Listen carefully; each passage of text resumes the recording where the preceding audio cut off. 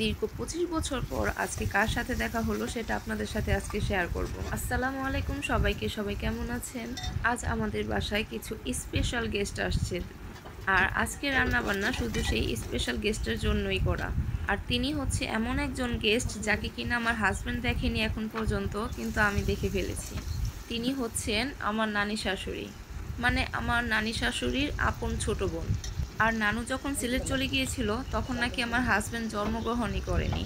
তাহলে বলেন তো আমার হাজব্যান্ড কিভাবে তাকে দেখবে? আর আমার হাজব্যান্ড জন্মের পর এখন আসছে আমার নানু আমাদের সবার সাথে দেখা করতে। আলহামদুলিল্লাহ, শ্বশুরবাড়ির সবার আদর অনেক পেয়েছি, এখনও পাচ্ছি আলহামদুলিল্লাহ।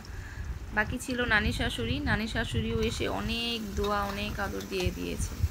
আলহামদুলিল্লাহ সব কিছুর জন্য। একটা মেয়ের জীবনে আর কি চাই? নানুর ছোট নাত বউ আমি, তাই ফার্স্টে এসে আমাকে জড়িয়ে ধরে খুব আদর দিয়েছে, আর আমার সাথে রাতে ঘুমিয়েছে। সারা রাত নানুর সাথে অনেক গল্প করেছি।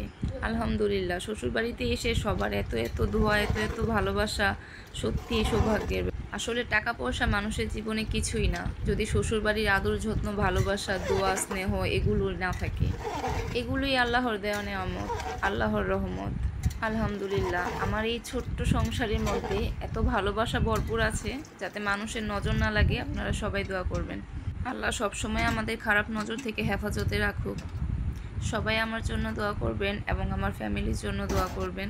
আপনাদের সাথে আনন্দের মুহূর্তগুলো শেয়ার করতে করতে এদিকে তরকারি হয়ে গেছে, এখন সিটি বাজবে। আমার বলা আনন্দ মুহূর্তগুলো শেয়ার করলে অবশ্যই মাশাআল্লাহ বলবেন।